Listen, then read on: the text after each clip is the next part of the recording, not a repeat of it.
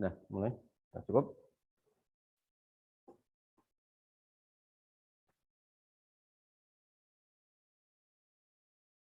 Yang presentasi sudah siap? Ini yang siap apa? Yang TV? Belum. Maksudnya berapa orang? 3 orang yang mau datang. Yang radio? Memang yang presentasi berdua. Oke. Oke. Nanti mungkin kalau memang saatnya belum, nanti radio duluan. Kita mulai dulu ya. Assalamualaikum warahmatullahi wabarakatuh. Waalaikumsalam warahmatullahi wabarakatuh. On cam ya semua ya. Alhamdulillahirrahmanirrahim. Puji syukur kita panjatkan kehadirat Allah Subhanahu wa Ta'ala atas segala nikmat dan karunia-Nya. Pagi hari ini kita bisa bertemu kembali dalam mata kuliah komunikasi interpersonal.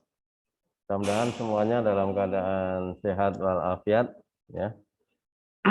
Meski di situasi yang belum sepenuhnya membaik.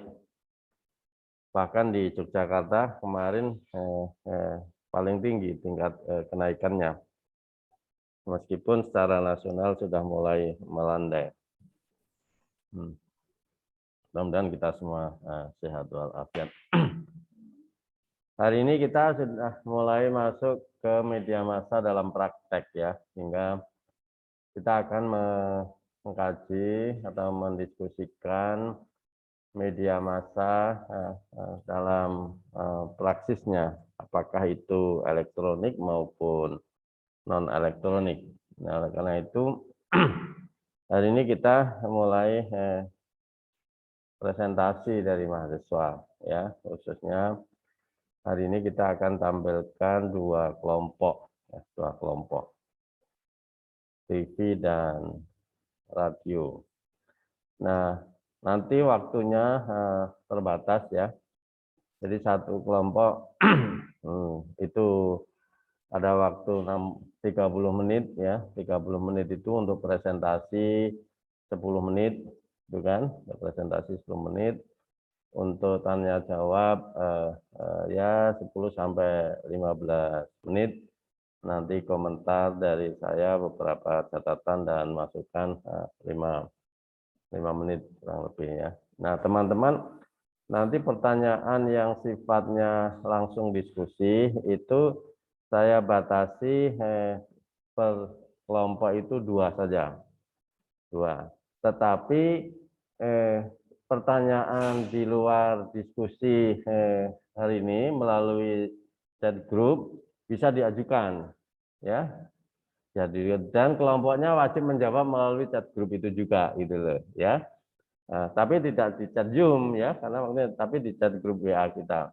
Sehingga kalau pertanyaan yang terjawab, silakan ajukan pertanyaan yang lain, tapi yang dijawab di forum ini 2. Yang lainnya dijawab melalui chat grup WA ya. Ya, teman-teman yang mengajukan pertanyaan, silakan untuk ajukan saja pertanyaan atau tanggapan atau komentar ya. Karena itu bagian dari poin ya, yang direkod oleh kami ya, saya dan Pak Yusuf, untuk menjadi bagian dari partisipasi kelas dari teman-teman sekalian. Baik, yang sudah siap dulu yang mana nih? TV dulu atau radio dulu? TV berapa orang? Sudah hadir? Oke, kalau begitu TV dulu. Silakan. Ya, di depan. Mungkin kursinya agak dijarangkan, Pak Yusuf. Agak diatur prokesnya ya. Ya, tampilkan sini. Ada yang di sini boleh. Ini juga. Nah, ini.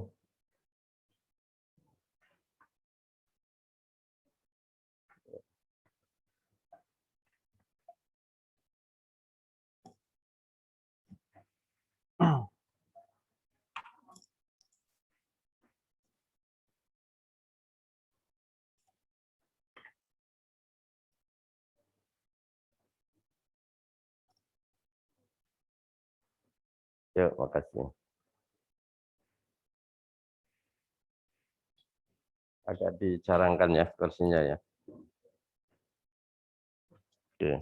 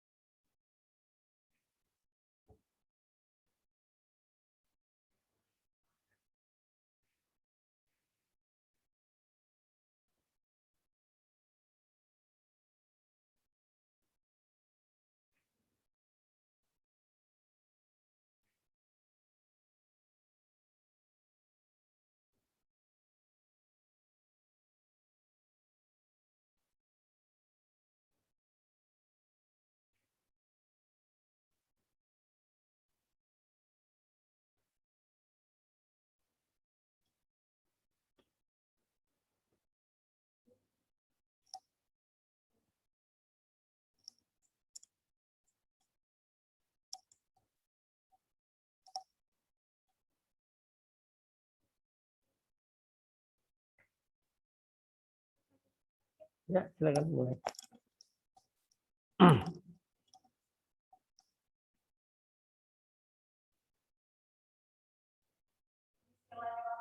Assalamualaikum warahmatullahi wabarakatuh. Selamat pagi dan salam sejahtera untuk kita semua. Baik teman-teman, ada mungkin bisa mengaktifkan Instagramnya terlebih dahulu untuk memperlihatkan aktivitas teman-teman untuk memperhatikan presentasi yang akan kami sampaikan pada hari ini. Nah, baik, izinkan dan perkenalkan lanjut dari kelompok pertama dengan saya sendiri, yaitu Pugasari yang akan membuka sesi kelas kita pada hari ini, yaitu mata kuliah komunikasi massa yang kami akan mempresentasikan tentang peran media televisi dalam dakwah.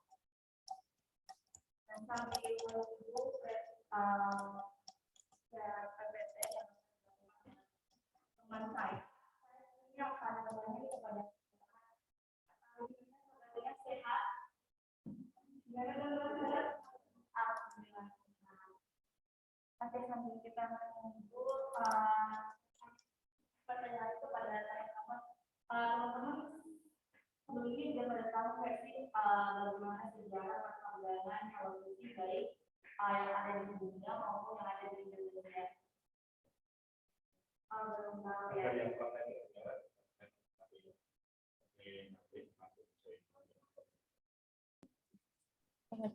Nggak kedengaran.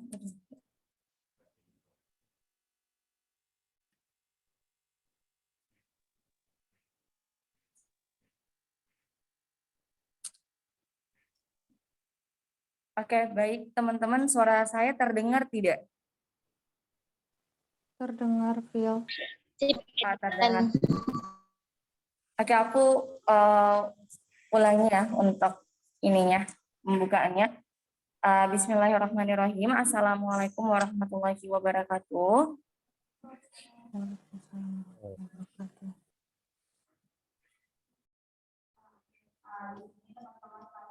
Kelompok 1 akan mempresentasikan tentang peran media televisi dalam dakwah. Nah, sebelum itu aku ingin bertanya kepada teman-teman semua yang ada di rumah yang hadir secara virtual, sebelumnya udah pada tahu nggak sih bagaimana perkembangan sejarah televisi baik yang ada di dunia maupun yang ada di Indonesia?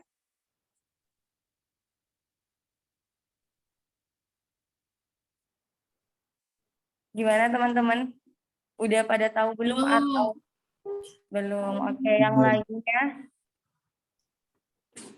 Mungkin sebelum itu aku mau meminta tolong kepada teman-teman yang ada di rumah bisa mengaktifkan kameranya terlebih dahulu untuk memperlihatkan bagaimana sih semangat teman-teman untuk mengikuti kelas kita pada pagi hari ini dan antusias teman-teman untuk memperhatikan materi presentasi yang akan kami sampaikan. Sambil menunggu share PPT dulu ya teman-teman. Mungkin yang belum menyalakan kameranya bisa dinyalakan sebelum presentasi kami dimulai teman-teman.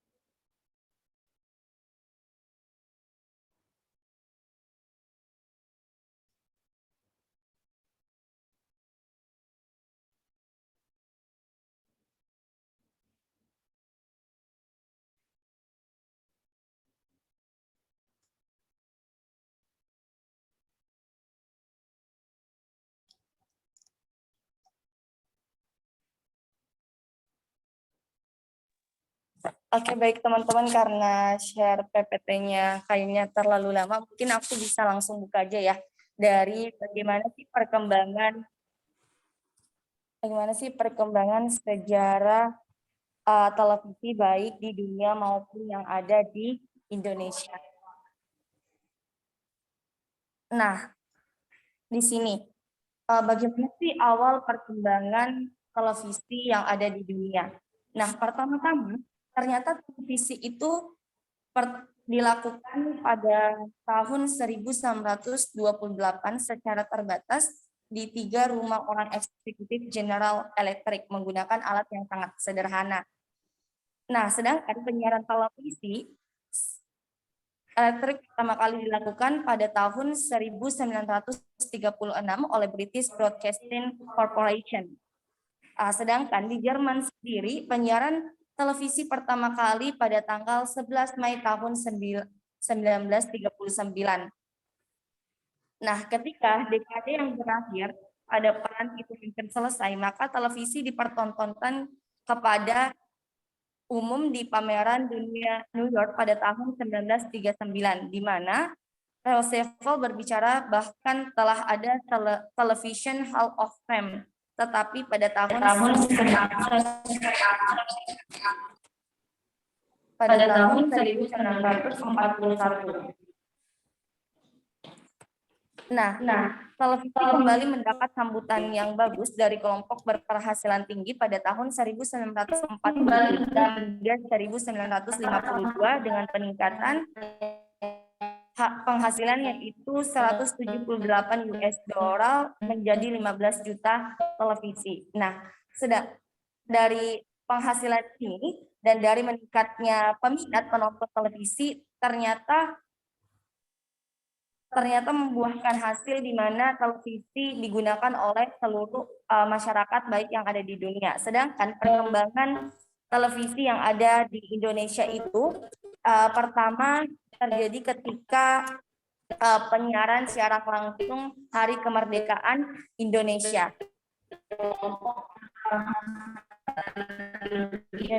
Terus pada tanggal 17 Agustus 1962 mengadakan siaran percobaan TV dengan acara Hari Ulang Tahun Proklamasi Kemerdekaan Indonesia dan dilanjutkan pada tanggal 24 Agustus 1962 TVRI mengudara pertama kali dengan siaran langsung upacara Asian Games yang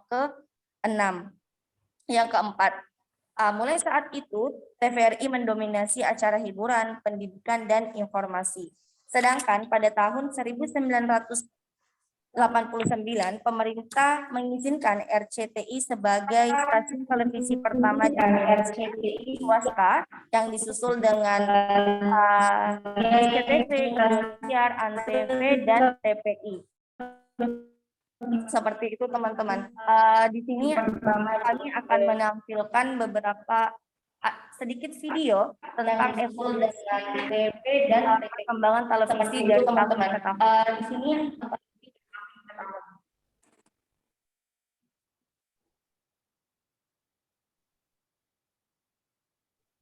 pada tahun 1920 begini penampakan model dari televisi pada zaman itu, yaitu baik model B. Nah, mungkin bisa dilihat bagaimana penampakan pertama kali dari televisi dan hasil siarannya pun masih sebelum sekarang masih agak kabur dan hitam putih teman-teman. Pada tahun 1940 ditampilkan lagi mengalami perubahan lagi dari secara model fisik dan secara gambar pun ada peningkatan sedikit, baik dari yang hitam putihnya tadi mungkin tidak terlalu kabur dari tahun yang sebelumnya.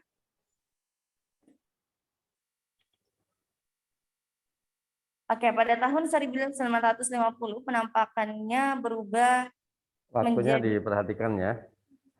Menjadi agak melingkar, tapi secara ini masih hitam putih ya teman-teman pada tahun 1950 tersebut.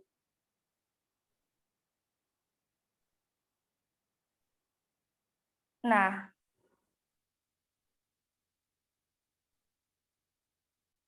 begitulah teman-teman penampakan beberapa evolusi perkembangan televisi dari tahun 1928 sampai 1950 sampai yang sekarang yang kita ketahui yang ada di rumah kita masing-masing dengan kapasitas yang awalnya yang tanpa LED kali ya, terus yang bisa terconnection dengan jaringan internet sampai yang belum waktu itu.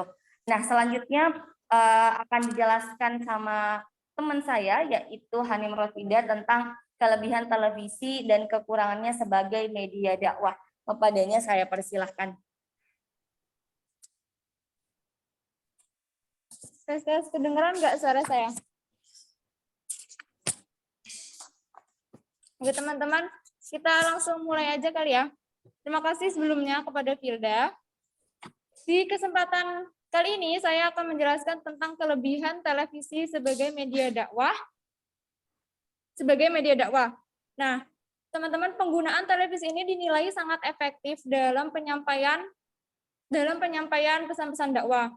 Dan di TV juga itu tuh ada berbagai cara untuk menampilkan dakwah-dakwah kayak misalnya melalui hiburan, terus juga melalui film-film Islami, terus juga melalui ceramah-ceramah yang biasa kita tonton tuh di TV-TV kayak misalnya Islam itu indah atau acara yang Mama Dede itu atau lain-lain banyak lah ya kita udah tonton. Nah, seperti yang dilihat teman-teman di layar, ini ada kelebihan televisi sebagai media dakwah menurut Muhyiddin dalam karya At-Tabiq tahun 2013, yang mana beliau ini menjelaskan bahwasanya televisi sebagai media dakwah mempunyai kelebihan dibanding media lain. Yang pertama ada televisi memiliki jangkauan yang sangat luas. Nah, karena memiliki jangkauan yang sangat luas ini, televisi bisa menjangkau tempat-tempat yang sulit seperti pedesaan atau kota-kota terpencil gitu. Terus yang kedua, televisi mampu menyentuh mad'u yang berbeda dan dalam jumlah yang besar. Nah, biasanya kan kalau misalnya pendakwah itu biasanya cuma di ruangan kecil doang ya atau di masjid. Yang itu tuh terbatas banget. Nah, karena adanya televisi ini, orang-orang yang di luar ruangan itu tuh bisa lihat, teman-teman, bisa lihat dainya, bisa lihat pendakwahnya juga, bisa lihat isinya juga, bisa dengar isinya maksudnya. Seperti itu. Terus yang ketiga, ini televisi mampu menampung berbagai varian metode dakwah. Karena metode dakwah itu sangat banyak, jadi tuh pendakwah itu dituntut untuk menjadi seorang yang kreatif dalam penyampaiannya seperti itu. Jadi televisi ini mendorong para pendakwah untuk mendorong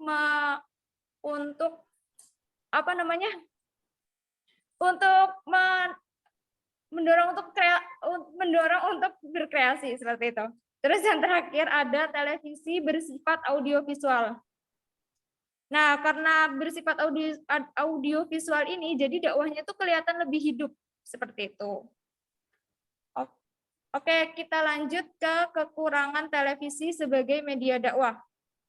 Kalau misalnya ada kelebihan, pasti ada kekurangan kan teman-teman. Nah, salah satu kekurangan, ada beberapa kekurangan di sini, ada 6 kekurangan. Yang pertama itu membutuhkan biaya yang tinggi untuk membuat sebuah acara Islami di televisi. Yang kedua, terkadang terjadi percampuran antara yang hak dan yang batil dalam acara-acara televisi. Nah, yang dimaksud hak dan yang batil ini, aku punya contoh. Misalnya ya, televisi A, sebelum maghrib itu televisi itu menampilkan kayak kajian-kajian, terus ya sesuatu yang berbau Islami seperti itu. Nah, malah setelah maghrib mereka itu menampilkan kayak acara musik lah atau sinetron yang kurang bermanfaat. Nah, itu salah satu contohnya seperti itu. Terus yang ketiga, di dunia pertelevisian cenderung kapitalistik dan profit oriented. Nah, maksud dari kapitalistik dan profit oriented ini mereka hanya memfokuskan pada rating gitu. Jadi kayak orang sebanyak-banyaknya tuh kayak gimana ya? Televisi itu cuma pengen ratingnya doang seperti itu. Ya kayak gitulah ya teman-teman. Terus yang keempat adanya tuduhan menjual ayat-ayat Al-Quran ketika berdakwah di televisi. Nah, nanti alasannya itu akan berkaitan dengan poin selanjutnya, yaitu keikhlasan seorang dai yang terkadang masih diragukan. Nah, ini tuh alasannya hampir mirip. Jadi dai-dai sekarang itu nggak semuanya sih ya teman-teman. Mungkin ada dai-dai yang berkiprah di televisi, mereka itu hanya mau ya, bahasa kasarnya itu hanya mau uangnya aja gitu.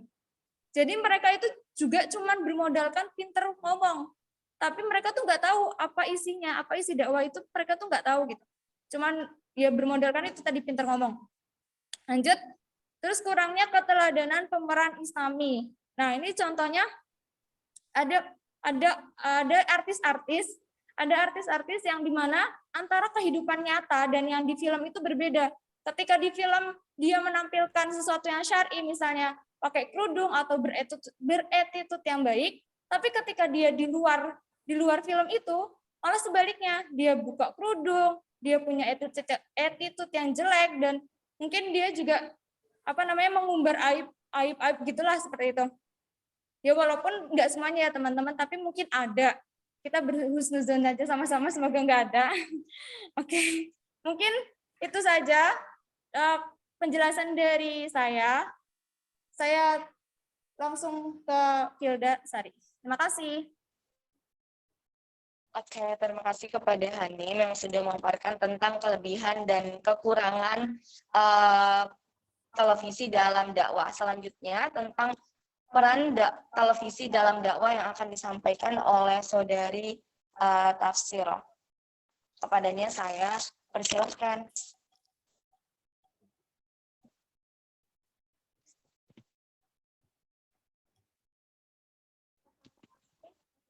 Assalamualaikum warahmatullahi wabarakatuh. Teman-teman yang di rumah, gimana suara saya terdengar?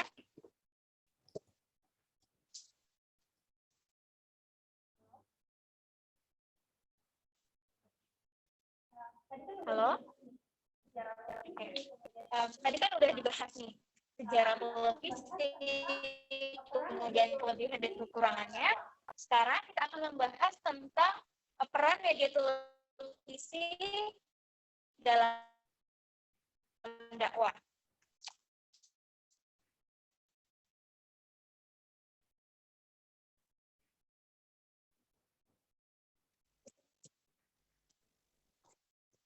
Pertama, jangan tentang penggunaan ini ada bahwa itu materi yang mengenai dari yang menggunakan ma'ruf, itu nantikan bahwa itu artinya dan kenapa ada sebagian di antara kamu golongan umat. Pertama, dalil tentang penggunaan lingkup antara kamu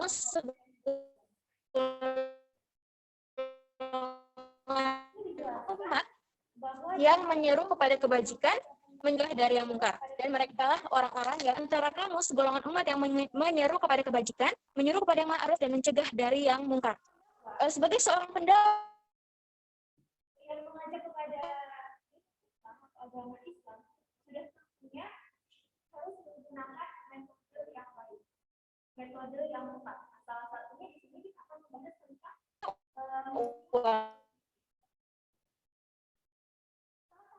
media televisi dalam dakwah yakni membentuk opini publik.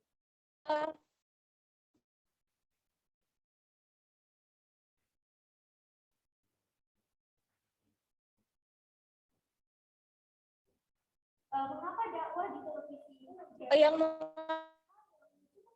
mengajak kepada dinul Islam atau agama Islam sudah tentunya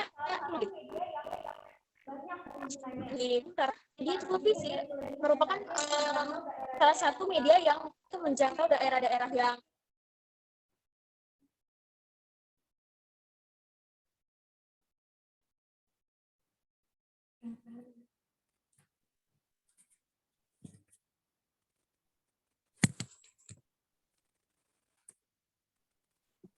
Oke, saya lanjut teman-teman. Nah, selain itu, media televisi juga salah satu kelebihannya itu menggunakan audiovisual, di mana penggunaan audiovisual ini dapat menjangkau mad'u yang lebih luas. Bisa lihat di share screen saya bahwa ada presentasi di situ. Kekuatan penglihatan atau mata sebesar 80 sekian persen, pendengarannya sebesar 11%, kemudian indera penciuman sebesar 3,5%, indera peraba 1,5%, dan indera pengecap 1%. Sehingga dengan penggunaan media televisi yang berbasis audiovisual, jangkauan madunya dapat lebih luas. Selain itu, materi yang disampaikan juga dapat diterima lebih optimal.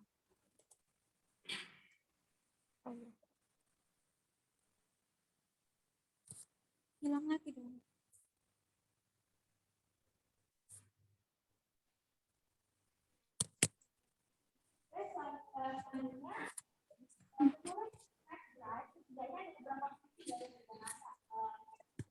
Terutama televisi.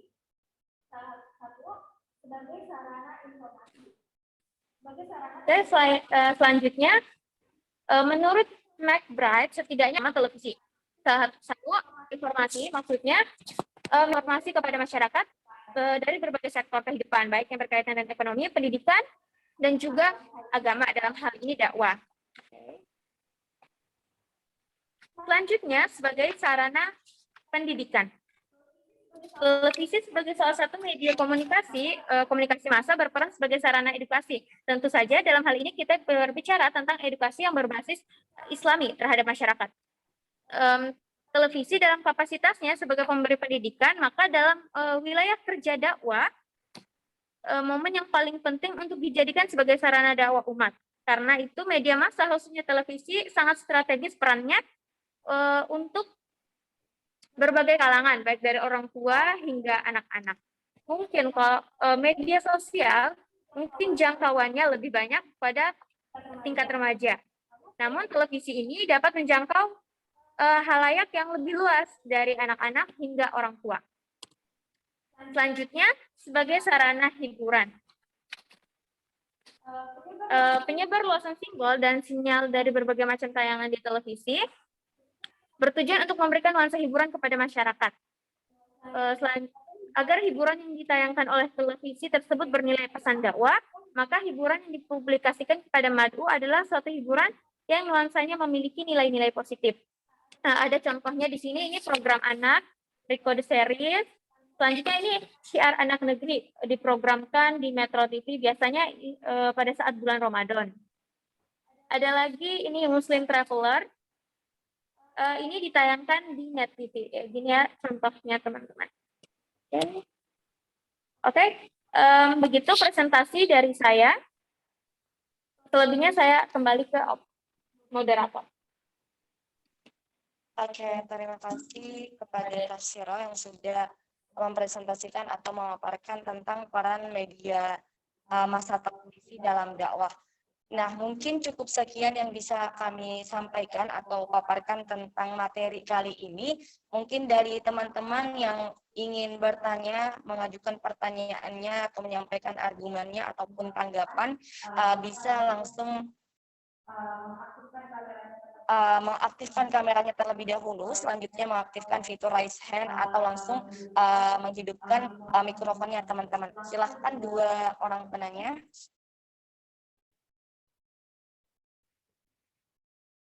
Bagaimana teman-teman? Mungkin yang memiliki pertanyaan bisa langsung raise hand ataupun langsung menghidupkan mikrofonnya.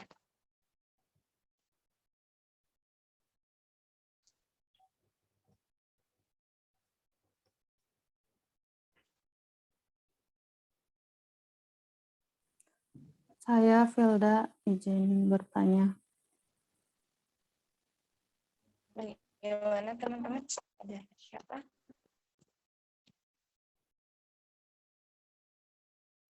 Siapa tadi yang mau tanya? Ada yang Rina. Rina. Oke, Ya. Coba dari Rina dipersilakan. Oke, baik. Terima kasih. Jadi tadi tentang kelebihan dan kekurangan TV dalam berdakwah sebagai media dakwah. Nah, di mana kan kita ketahui dakwah itu harus ikhlas ya. menjaga keikhlasan dan tidak untuk disarankan tidak menerima atau bahkan menaruh tarif untuk dalam kegiatan berdakwah. Nah, lalu kemudian bagaimana jika seperti di acara-acara televisi ini ya, mereka itu kan biasanya dipanggil oleh pihak televisi untuk menayangkan suatu acara dakwah, di mana di situ para dai akan diberikan hasil dari dia mengisi kajian di televisi tersebut. Lalu bagaimana tanggapan Anda tentang hal tersebut? Apakah si dai harus menerimanya atau tidak menerimanya? Lalu kemudian menerimanya mungkin ya itu saja dulu sih. Terima kasih. Oke, makasih kembali Rina. Mungkin ya langsung dijawab ya oleh teman saya kepada Hanim, disilahkan. Sebelumnya Rina ini mau tanya dulu, itu ustadznya itu minta atau dikasih ya? Diberi gitu. Soalnya kan dia sudah ya. Jadi apakah si dai itu harus menerimanya atau menolaknya? Gitu sih. Oke. Ini dari sudut pandang aku aja ya. Dari sudut pandang aku diterima aja, karena kenapa? Karena itu tuh kayak bukan, karena kita kan dikasih ya, bukan minta ya, dikasih. Kita bisa tuh pakai uang itu tuh buat hal-hal yang bermanfaat, kayak misalnya bersedekah, atau kasih ke orang-orang yang kurang mampu, atau kasih ke orang-orang yang itu tadi aku kurang mampu.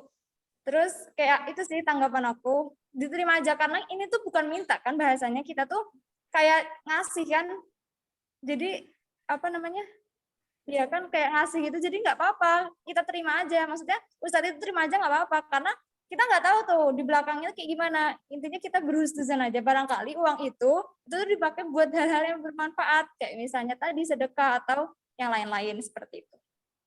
Tadi pertanyaannya udah itu aja kan, atau ada tambahan lagi tadi? Udah kok itu aja. Terima kasih. Barangkali ada yang mau menambahkan? Oke, terjawab ya Saudari Rina. Mungkin dari teman-teman lagi, satu penanya lagi bisa langsung raise hand dan mengaktifkan mikrofonnya teman-teman jika masih ada pertanyaannya.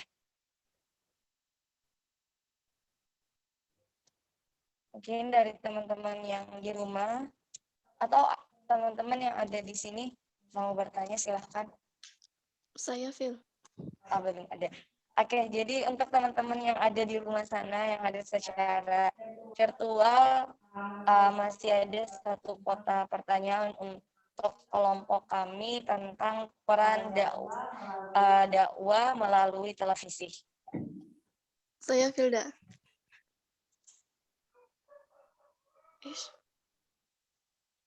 Bagaimana teman-teman, atau sudah tidak ada, atau belum ada? Maaf Phil, saya ingin bertanya. Ini ada Nadia.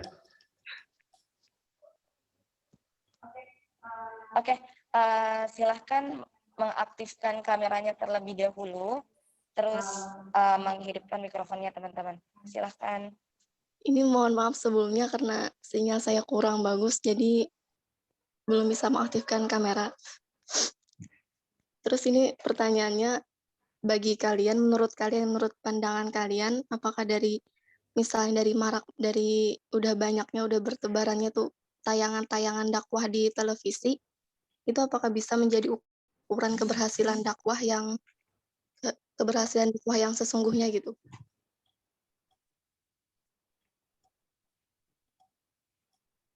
Oke, terima kasih atas pertanyaannya. Mungkin Mas Sira mau jawab dulu.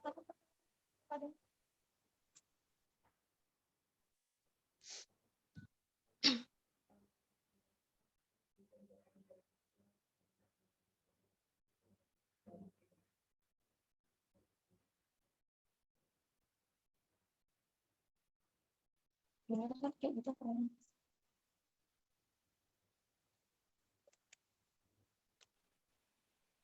Oke, ini akan dijawab oleh dari Tasira. Saya persilakan. Assalamualaikum warahmatullahi wabarakatuh. Terima kasih Nadia pertanyaannya. Tadi pertanyaannya apakah dakwah di media televisi dikatakan berhasil karena bisa kita lihat juga banyak ya acara-acara televisi yang berkaitan tentang dakwah walaupun belum tidak sebanding dengan acara-acara lainnya. Untuk keberhasilannya itu menurut aku tergantung pada pribadinya masing-masing ya. Untuk pemahaman terhadap apa yang disampaikan dakwah, dakwah yang disampaikan itu kembali kepada pribadinya masing-masing. Kita tidak bisa lihat dari rating acaranya tersebut, tapi kita bisa mengambil tolak ukur untuk kita berarti acara ini diminati, banyak yang tertarik pada acara-acara ini sehingga bisa dikatakan berhasil karena banyak juga stasiun televisi yang tertarik untuk menampilkan acara-acara yang berkaitan dengan dakwah. Seperti itu. Apakah terjawab? Mungkin nanti kurang lebihnya dijelaskan lagi sama Pak Yan.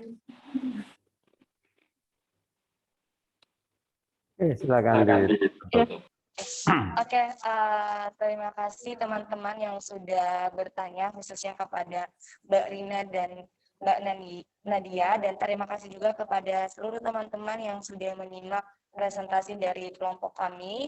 Lebih dan kurangnya mohon dimaafkan. Semoga yang kami sampaikan bisa teman-teman dapat ilmunya atau dapat informasi baru dari apa yang kami sampaikan. Sekian dari kami. Assalamualaikum warahmatullahi wabarakatuh. Waalaikumsalam warahmatullahi wabarakatuh.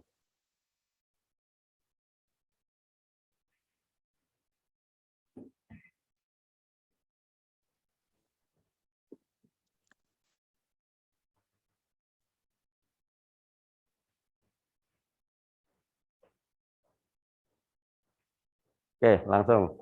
Nanti saya komentarnya jadi satu sekalian. Yuk.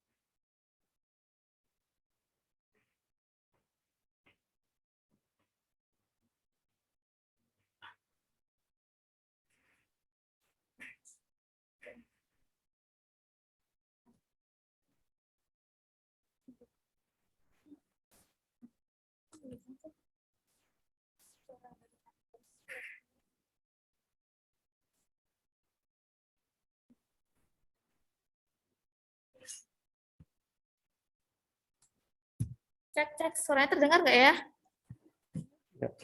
Jalan. Dengar.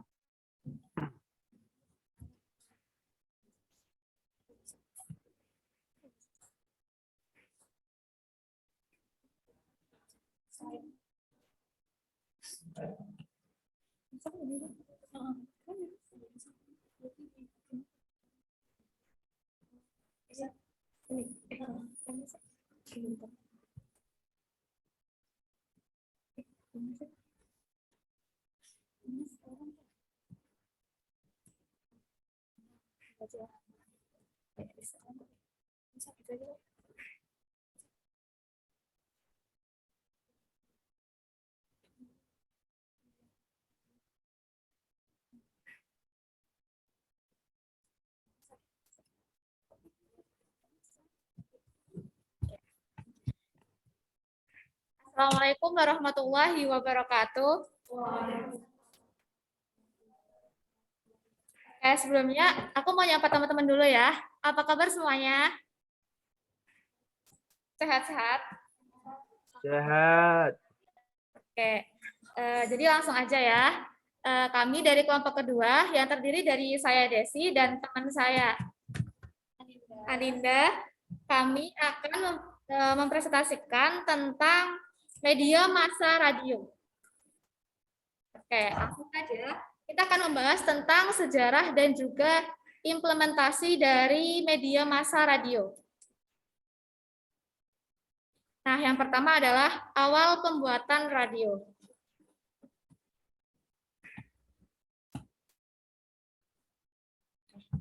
Ya, jadi Duke of Devonshire pada tahun 1860 itu menghadiahkan sebuah institut riset yang baru dalam bidang eksperimen pada Universitas Cambridge yang diketuai oleh James Maxwell.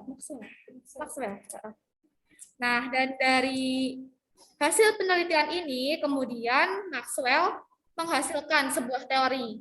Nah, teorinya itu mengatakan bahwa gelombang elektromagnetis itu dapat merambat dari ujung yang satu ke ujung yang lain dengan kecepatan seperti kecepatan cahaya. Nah, dan ketika gelombang radio itu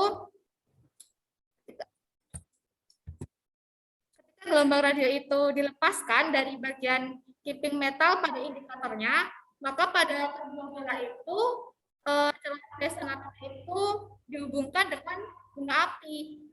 Dan akan tetapi itu pada masa itu para ahli dan juga para ilmuwan itu tidak ada yang mempercayai teori dari si Maxwell ini gitu. Mereka nggak ada yang percaya. Hingga akhirnya 10 tahun kemudian setelah si Maxwell itu meninggal, barulah teorinya itu dapat dibuktikan kebenarannya oleh si Friedrich Hertz pada tahun 1887. Nah, kurang lebih seperti itu. Nah, kemudian kita lanjut ke penemu radio. Penemu radio yang pertama itu adalah Guglielmo Marconi yang lahir di Bologna, Italia pada tanggal 24 April 1874. Nah, pada saat dia berusia 25 tahun, si Marconi ini dia membuat sebuah laboratorium di rumah ayahnya, yaitu di Pontecchio. Dan kemudian ia itu membuat penelitian tentang gelombang radio.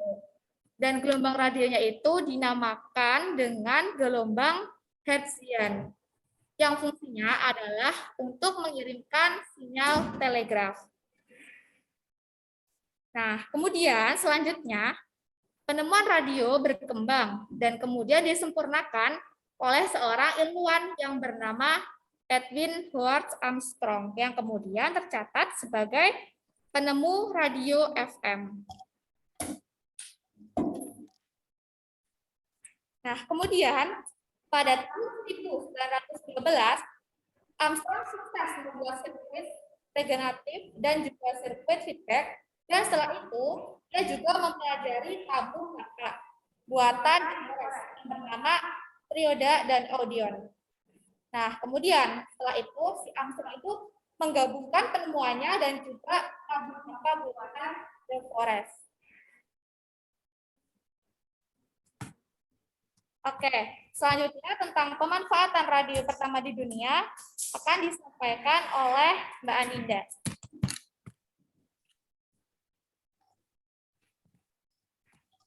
Oke, selanjutnya Saya akan melanjutkan dari Mbak Desi, pemanfaatan radio pertama di dunia. Sejarah radio adalah sejarah teknologi yang menghasilkan peralatan radio yang menggunakan gelombang radio.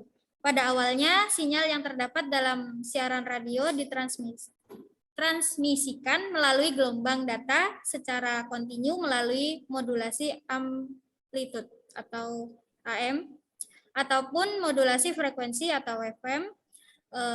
Kemudian seiring dengan berkembangnya teknologi, maka ditemukanlah internet dan juga sinyal digital yang kemudian dapat mengubah cara transmisi pada sinyal radio. Selanjutnya, kelebihan dan kekurangan radio.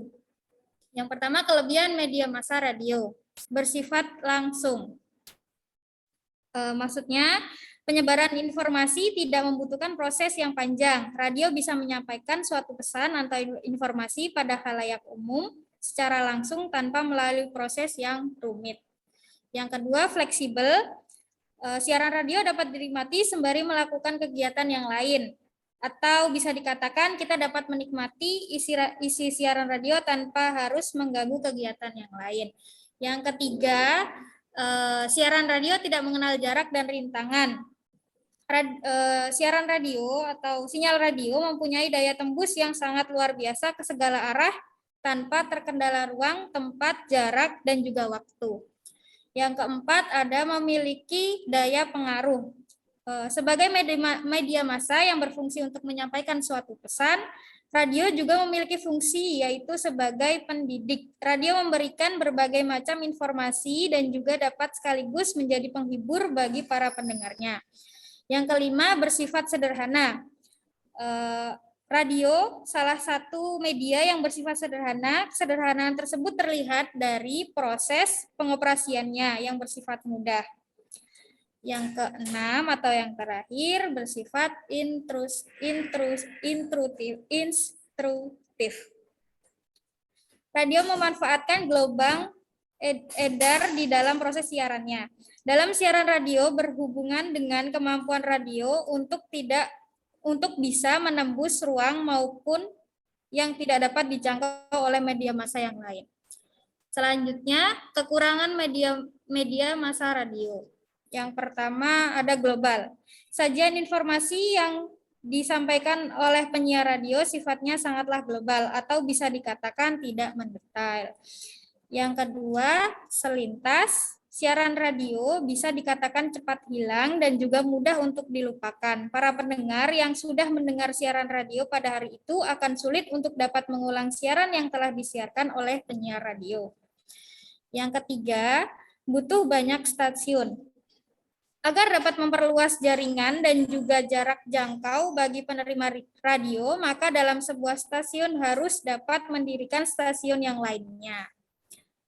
Yang keempat, ada segmentasi pendengar sulit. Radio merupakan media massa dalam bentuk audio,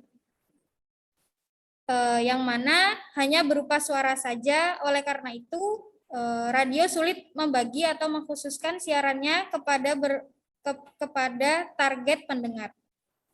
Yang kelima, beralur linier. Program-program yang disiarkan dalam radio sudah diatur jadwalnya, sehingga para pendengar hanya dapat mendengarkan program tersebut di jam tersebut. Selanjutnya akan disampaikan oleh Mbak Desi.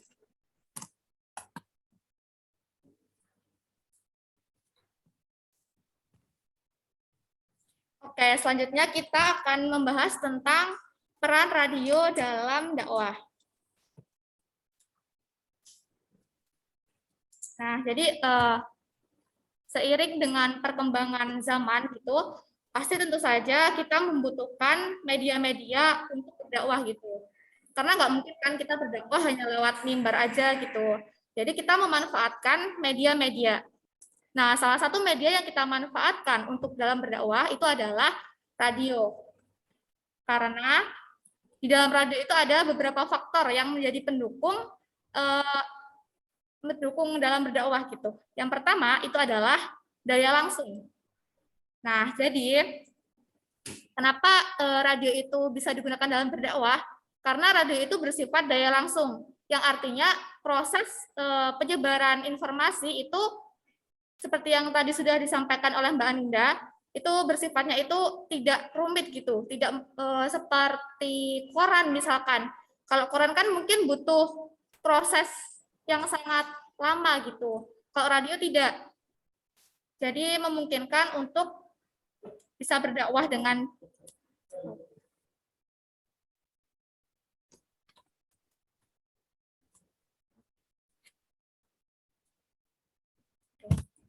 Nah, kemudian yang kedua, faktor yang kedua itu adalah daya tarik.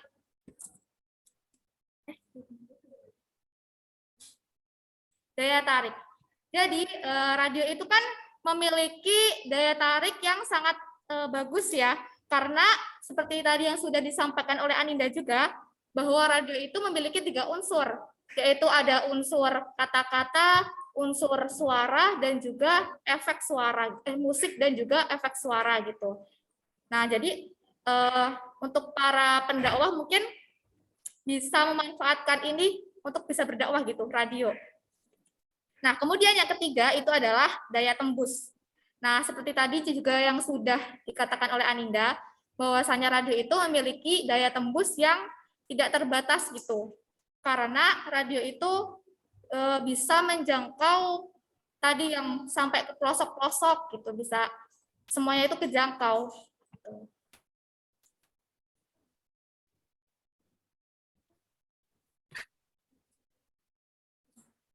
Oke, jadi dari presentasi kita itu dapat diambil kesimpulan bahwa yang namanya radio gitu, radio tadi memiliki beberapa kelebihan. Ada yang bersifat langsung, fleksibel gitu, dan juga memiliki kekurangan seperti terlalu global, selintas gitu. Nah, dan radio itu dapat menjadi media dakwah yang efektif karena radio itu bersifat hidup. Terus kemudian faktor-faktor yang harus yang dapat mempengaruhi kekuatan radio gitu, kayak tadi daya langsung, daya tarik, dan juga daya tembus. Oke, mungkin itu aja sih yang dapat kita sampaikan. Dan mungkin dari teman-teman jika ada pertanyaan ataupun tanggapan, silakan bisa langsung open mic-nya.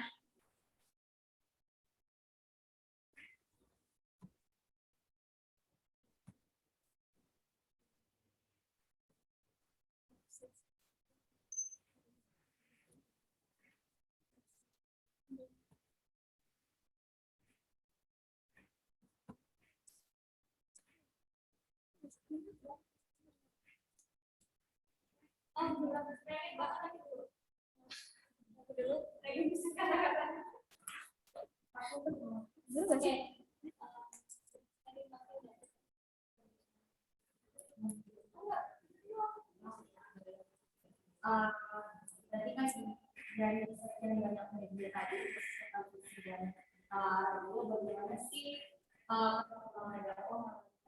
bisa dikatakan efektif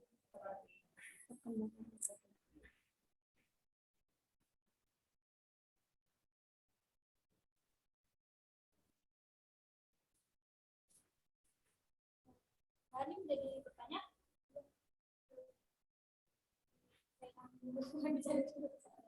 Atau yang di rumah ada yang mau bertanya, bisa langsung raise hand.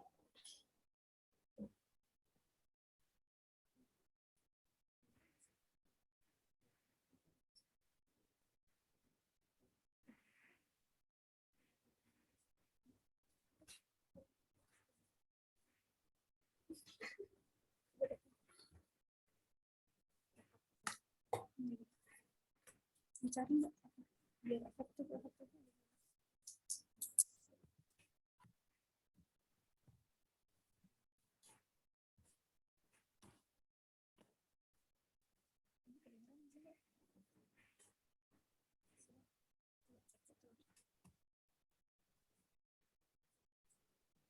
Suara saya terdengar?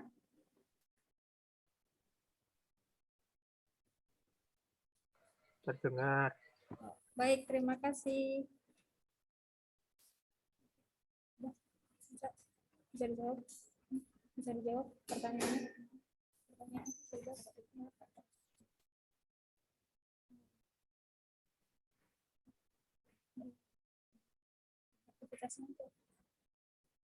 Oke, saya mau jawab punya Mbak Filda dulu ya. Ini bisa dikatakan efektif karena gimana gitu ya? Karena seperti yang tadi sudah disampaikan bahwa ada 3 faktor kan yang mempengaruhi keefektifan gitu. Ada daya tembus, ada daya tarik, dan juga daya langsung. Nah, jadi ini karena tadi disebutkan bahwa daya langsung itu kan bisa ini kan apa namanya membutuhkan apa sih namanya nggak membutuhkan proses yang panjang gitu kan. Kayak misalkan tadi koran, dia kan butuh kayak mungkin diedit naskah atau apa gitu kan. Nah, kalau radio itu bisa si penyiarnya dengan pendengar kan bisa langsung interaksi gitu. Nah, mungkin itu bisa dimanfaatkan dalam berdakwah supaya mereka tuh lebih apa sih? Lebih bisa Tanya gitu ya, tanya jawabnya lebih tanya jawabnya bisa lebih intens gitu loh. lebih kayak konsultasi gitu. Mungkin kalau misalkan kadang kan mau konsultasi gitu kan ceramah gitu, mungkin lebih intens bisa. Nah, kemudian tadi juga ada daya tembus gitu nggak sih? Jadi daya tembusnya itu kan daya tembus yang tidak mengenal jarak dan juga waktu, yang bisa menembus ke mana ya, ke semua pelosok gitu loh. Nah, mungkin kan itu juga efektif loh, dari karena adanya itu, jadi kenapa nggak dimanfaatkan buat dakwah gitu, mumpung audiensnya itu bisa menjangkau semua halayak gitu. Nah, kemudian tadi juga ada daya tarik kan, karena di radio itu mempunyai 3 unsur, ada unsur efek suara, ada musik, dan ada juga ini apa ya? Satunya itu adalah kata-kata. Nah, itu juga efektif untuk dakwah tuh. Kayak misalkan dari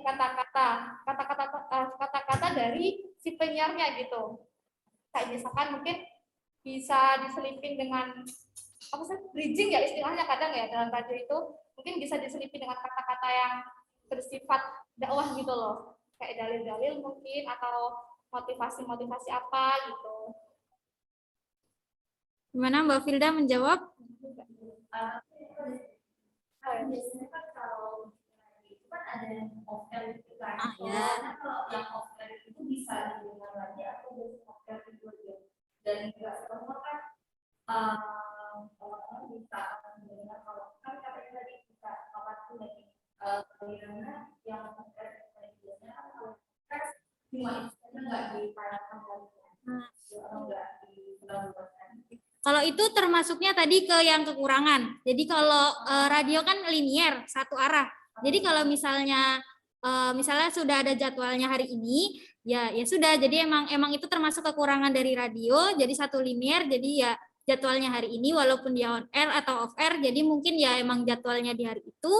Kalau misalnya tidak ada ya apa, misalnya ada yang mau mendengar lagi mungkin sudah terlewat gitu kan. Jadi mungkin tidak bisa. Itu termasuk kekurangannya dari radio tadi. Jadi bersifat linier, jadi satu jalan. Ya, sama-sama Mbak. Makasih. Ada yang di rumah, ada yang mau bertanya lagi? Tanya lagi. Emang ada yang tanya tadi?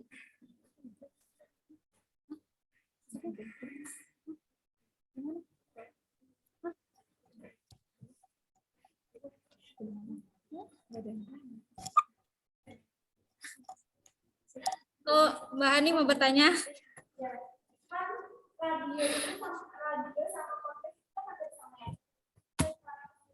Yang tadi siaran langsung itu kan kalau podcast itu bisa diulang-ulang. Kalau misalnya radio nggak bisa diulang-ulang, dan ada kelebihan lain yang punya radio yang podcast itu nggak punya dalam hal. Mungkin kalau misalnya podcast dia bersifat off air ya Mbak. Kalau misalnya podcast tuh kan bisa on air nggak sih?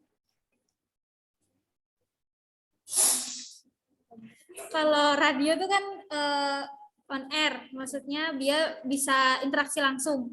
Jadi misalnya ada bisa kan ada penelpon atau gimana gitu, mungkin bisa. Mungkin setahu saya di situ Mbak. Ya. Ya, sama-sama. Sudah Pak. Mungkin masih ditawarkan, masih ada cukup waktu. Yang di rumah,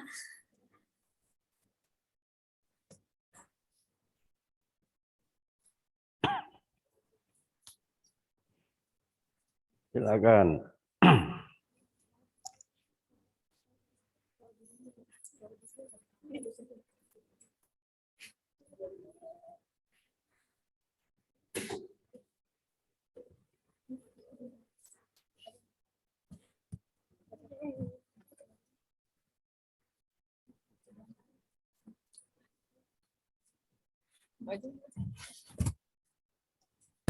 oke, berhubung teman-teman yang di rumah tidak ada yang menanya dan waktunya sudah hampir habis, jadi mungkin saya cukupkan sekian aja ya, dan mungkin akan dilanjutkan oleh Pak Yamin. Sekian dari kelompok kami, kurang lebihnya maaf. Billahi taufiq wal hidayah. Wassalamualaikum warahmatullahi wabarakatuh. Waalaikumsalam warahmatullahi wabarakatuh. Baik, makasih ya. Kelompok 2. Dua media sudah kita diskusikan hari ini, televisi dan radio. Apa kesamaannya dari dua media itu? Persamaannya.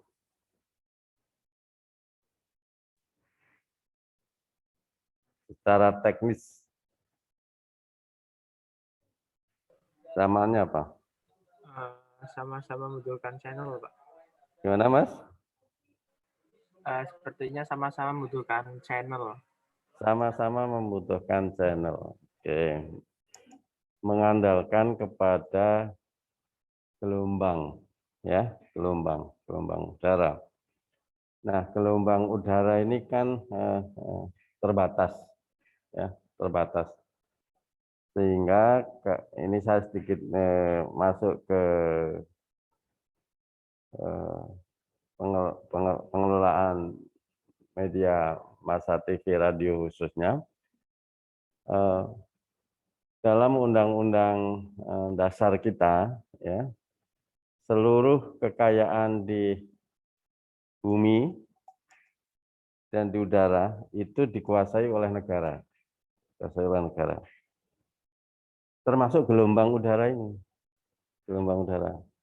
Sehingga kepemilikan radio dan kepemilikan televisi berbeda dengan kepemilikan media massa yang lain, seperti misalkan surat kabar atau majalah.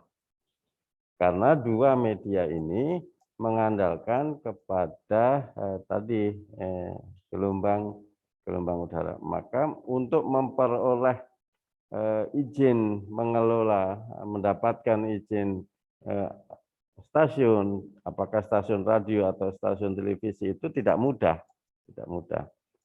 terbatas. Karena ini adalah dikelola oleh negara, ini idealisme ya, idealismenya aturan ya, meskipun prakteknya Anda bisa protes, loh kok kenyataannya tidak seperti itu. Dikelola oleh negara, maka yang diberikan adalah hak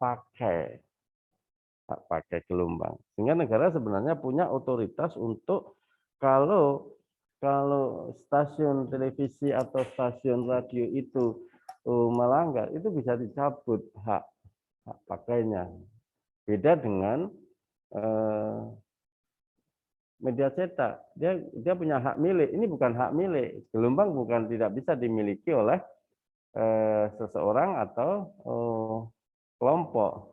Dia dimiliki oleh negara. Nah, oleh karenanya maka pemahaman bahwa gelombang ini harusnya kalau dalam undang-undang dasar itu kan segala kekayaan alam di bumi dan di udara itu dikelola oleh negara untuk kemakmuran rakyat secara keseluruhan. Nah, kemakmuran dalam hal radio dan televisi apa yang dibutuhkan oleh masyarakat? Yaitu informasi. Sehingga harusnya informasi-informasi yang diberikan oleh radio dan televisi adalah informasi yang memperkaya kehidupan masyarakat. Masyarakat. Tapi persoalannya kan kadang kita dihadapkan kepada yang namanya monopoli informasi. Monopoli oleh siapa? Oleh pengelola stasiun televisi maupun radio. Ambil contoh misalkan kemarin sempat heboh ya, siaran langsung resepsi pernikahan sampai berhari-hari, itu kan? Ya. Itu melanggar hak informasi masyarakat. Karena apa? Karena yang digunakan gelombang radio, gelombang udara, televisi itu yang harusnya digunakan untuk hal-hal yang menyangkut kemaslahatan publik masyarakat. Nah, oleh karena itu pemerintah undang-undang ya negara membentuk apa yang disebut sebagai Komisi Penyiaran Indonesia. Ya, meskipun kita nggak pernah dengar lagi gaungnya ini yang mengatur perilaku siaran baik itu radio maupun televisi. Ini secara teknis dulu ya. Kemudian yang kedua, sejarah radio itu lebih dulu dari sejarah televisi ya. Radio ditemukan lebih awal ya. Dibandingkan dengan televisi yang tahun 1900-an, tadi radio 1800-an kan, 1870-an sekian. Nah, dan lahirnya radio itu, ini saya masuk ke sosiologi komunikasinya, itu sebagai fungsi kontrol terhadap perilaku kekuasaan pada waktu itu. Ya. Sehingga radio sebagai wahana menyuarakan aspirasi masyarakat. Media massa tertua kan media massa cetak, surat kabar. Kemudian muncul radio. Kalau surat kabar disebut sebagai pilar demokrasi yang keempat, radiolah kemudian muncul sebagai pilar demokrasi yang kelima. Atau secara keseluruhannya, media massa itu pilar demokrasi yang keempat. Nah, radio. Nah, televisi, ya, televisi. Kalau kita bicara televisi, itu bisa ada dua. Televisi dalam bentuk fisik, ya. Televisi dalam bentuk sebagai sesuatu yang memiliki kekuatan menyampaikan pesan. Sebagai bentuk fisik saja televisi itu sudah diperlakukan istimewa. Gitu. Anda akan beli televisi ya. Pertama nimbang-nimbang berapa inci yang akan Anda beli. Terus setelah sampai di rumah Anda menata ini televisi ditaruh di mana ya. Mikirnya setengah mati itu, 2 hari 3 hari nggak selesai itu. Ini mau kemana? Geser sana, geser sini. Itu benda fisiknya saja sudah diperlakukan istimewa, mempengaruhi lingkungan.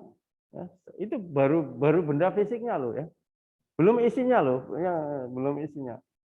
Nah, yang kita diskusikan itu bukan benda fisiknya televisi sebagai benda fisik itu biarlah orang-orang teknik ya. Tapi kita perlu sedikit mengenal, ya, perlu sedikit mengenal. Sekarang itu televisi dikembangkan oleh pemerintah itu televisi digital daripada televisi analog. Televisi analog itu kalau televisi digital itu yang sekarang yang punya channel banyak dan segala macam. TV analog itu yang pakai masih menggunakan tabung, ya. Anda masih harus repot-repot pasang antenanya ini kurang geser itu televisi analog, ya. Kalau yang digital tidak perlu lagi itu, ya, tidak perlu lagi Anda geser ini kurang tinggi pakai genter yang kurang tinggi, lah itu sudah oleh pemerintah sudah mulai mau dihapus. Tabung besar. Saya punya televisi 29 itu tabungnya besar sekali. Sekarang televisi besar malah bentuknya tipis-tipis, ya kan? Itu secara fisik, ya, secara fisik. Nah, sejarah munculnya televisi kemudian punya peran yang sangat penting dalam merubah perilaku sosial masyarakat, terutama pada masyarakat industri. Pada masyarakat industri itu mau datang pengajian nggak sempat. Mobilitasnya tinggi, ya. Tetapi kadang di sela-sela waktu itu dia masih membutuhkan informasi. Nah, televisi punya kekuatannya adalah gambar dan suara. Gambar dan suara. Nah, orang lebih percaya televisi daripada percaya Pak Guru atau Ustadz, Ustazah. Sehingga sumber rujukan utamanya adalah televisi. Nanti kita akan bicarakan ketika bicara tentang teori-teori komunikasi. Ini masih dalam prakteknya. Sehingga sudah secara fisik diperlakukan secara istimewa, orang percaya kepada konten yang disampaikan oleh siaran televisi. Seolah-olah yang nampak di televisi itu adalah realitas, itu kebenaran yang sebenarnya. Padahal nanti ketika kita bicara tentang teori-teori komunikasi massa, bahwa ada banyak faktor yang mempengaruhi pesan yang disampaikan melalui televisi. Orang cenderung mengeneralisir apa yang disampaikan di televisi. Misalkan, ada berita kejahatan di Jakarta, kota besar, atau di Jogja, dunia politik itu. Seolah-olah Jogja tidak aman. Nah, sekarang aman, ini nggak aman. Nah, itu tadi ya, kemampuannya membentuk opini publik. Tadi ya, yang televisi atau radio tadi yang menyampaikan opini, kekuatannya ada pada itu. Sehingga televisi pada perkembangannya dianggap sebagai agama masyarakat industri. Karena apa? Karena lebih dipercaya daripada ajaran agama itu sendiri. Lebih didengarkan daripada khotbah-khotbah di masjid atau di pengajian. Dianggap sebagai sebuah, apalagi sekarang, yang namanya post-truth, ya, pasca kebenaran. Yang kemarin digunakan dalam Pilpres 2019. Seolah-olah yang muncul dibombardir di televisi itulah yang benar. Itulah. Maka orang berlomba-lomba untuk muncul dibombardir memori publik. Kalau itu sudah tertantap di memori publik, itulah yang benar.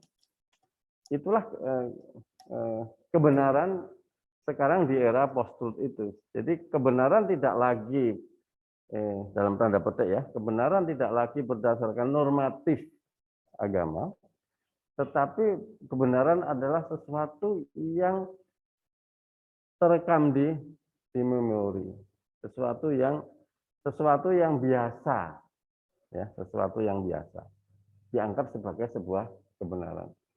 Maka kalau kita seret lagi ke undang-undang yang kemarin heboh tentang kekerasan seksual di perguruan tinggi itu, yang heboh itu, kalau itu dianggap biasa, maka itu dianggap benar. Gitu loh. Tidak lagi berbasis kepada pijakan normatifnya. Karena apa? Ini pengaruh media massa.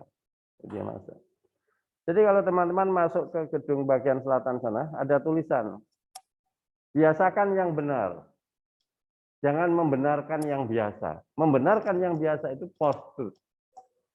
Yang itu dimainkan melalui media massa untuk kepentingan yang lain. Nah, ini kelebihan televisi karena audio visualnya. Nah, kenapa persoalan dakwah tidak sekuat yang lain? Nah, ini tantangan kita semuanya, komunikasi penyiaran Islam. Bagaimana penampilan televisi dakwah tadi? Bagaimana? Apakah dakwah televisi itu efektif kemudian dengan bayaran yang tinggi? Memang nanti ada kajian yang namanya kodifikasi agama.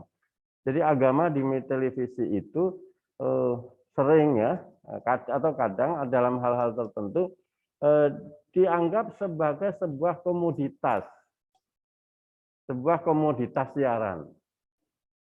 Jadi kalau televisi, stasiun televisi menyelenggarakan acara-acara keagamaan, nanti dulu jangan Anda kemudian berprasangka, oh itu televisinya alim ya. Oh iya. Enggak, lagi-lagi bisnis tadi ya, lagi-lagi bisnis.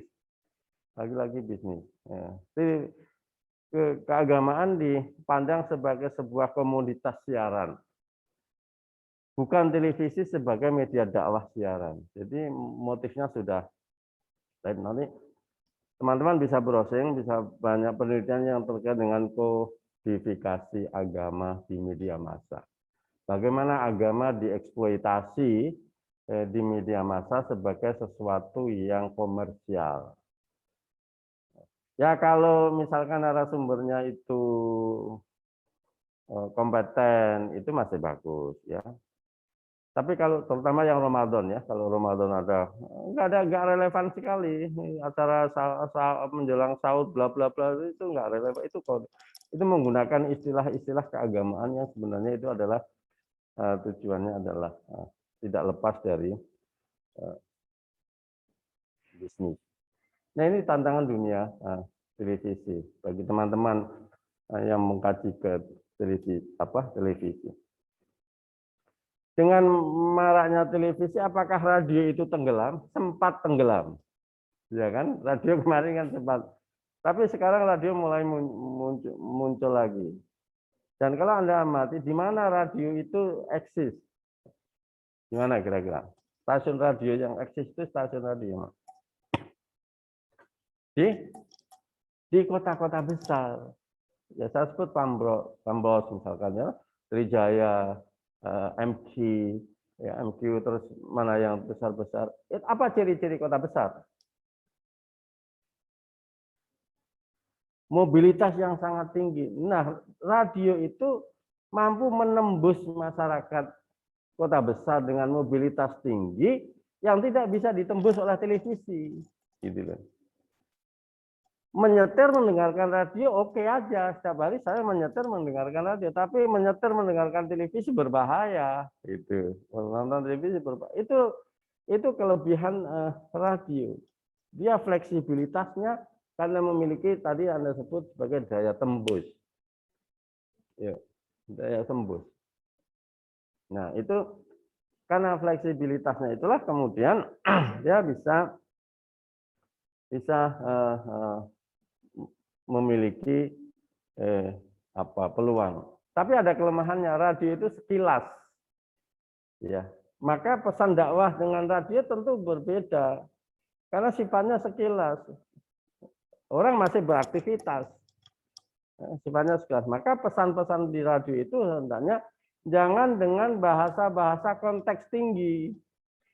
Konteks rendah yang relatif lebih mudah untuk didengar dengan cepat masuk ke memori.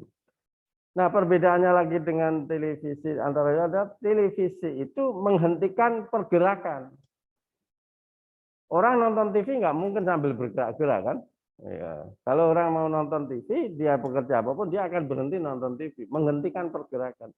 Tapi kalau radio mengiringi pergerakan, orang bisa lagi. Bahkan main sepak bola sambil nonton TV bisa kok. Sambil mendengarkan radio bisa kok. Buktinya orang nyepeda sambil dengarkan radio. Pernah dengar? Lihat orang bersepeda gowes itu sambil nonton TV? Enggak ada. Tapi kalau mendengarkan radio, oke. Dia menemani pergerakan, mengiringi pergerakan. Nah, oleh karena itu Anda yang aktif di ICC radio, ICC televisi, karakter-karakter ini harus dipahami. S1 itu bukan ya syukur Anda ahli tentang radio, Anda ahli tentang TV-nya secara teknis ya. Tadi ada AM, FM dan lain-lain, tetapi yang lebih penting harus Anda kuasai adalah strategi media menggunakan televisi dan radio untuk kepentingan dakwah dengan karakteristiknya masing-masing. Itu yang namanya strategi media. Goal dari mata kuliah untuk sesi ini adalah, atau untuk yang bagian praktisnya adalah dalam konteks menguasai strategi media. Saya kira itu Pak Yusuf ya, untuk yang sesi ini. Kita akan lanjut ke sesi minggu berikutnya insya Allah. Untuk sesi ini kita akhiri dengan membaca hamdalah. Alhamdulillahirrahmanirrahim. Sebelum saya tutup dengan salam, teman-teman masih berpeluang untuk mengajukan pertanyaan melalui chat grup WA, dan teman-teman kelompok 1-2 masih punya kewajiban untuk membalas, menjawab, mengomentari pertanyaan-pertanyaan yang muncul. Sehingga diskusi bisa di ruang kelas dan bisa di luar ruang kelas. Assalamualaikum warahmatullahi wabarakatuh. Waalaikumsalam warahmatullahi wabarakatuh. Waalaikumsalam